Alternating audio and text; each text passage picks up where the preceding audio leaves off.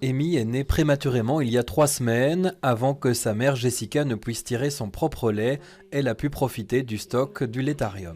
Au début, j'ai eu une petite réticence en me disant c'est pas mon lait, c'est celui d'une autre maman, mais bon, on m'a expliqué qu'il y avait un traitement et que tout était bien géré.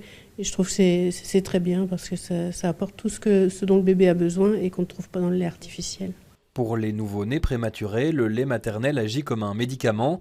Il contient des anticorps qui le protègent des infections, mais quand il ne peut pas être pris à la source, il faut le stocker. 875 litres de lait passent ici chaque année. Oui, bonjour, la banque de lait. Quel âge a votre enfant? Alors c'est parfait parce que nous prenons le lait jusqu'à 1 an de vie. Nous avons les dons dirigés.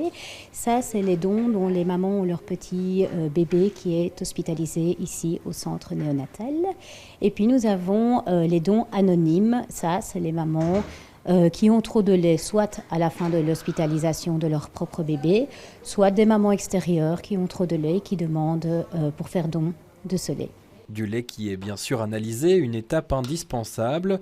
Les dons de lait qui ne passent pas par l'hôpital peuvent être dangereux. C'est d'ailleurs pour cette raison que le Parlement a décidé de développer un cadre légal, une initiative saluée par l'équipe médicale. C'est vraiment important que tout soit régularisé et que ça soit vraiment structuré, que toutes les banques de lait fassent la même chose, analyser le lait don, le stocker au congélateur et le sortir que 24 heures maximum. En Belgique, il existe seulement 4 banques de lait, dont 2 à Bruxelles. Si le gouvernement décide d'instaurer ce cadre légal, d'autres pourraient se développer.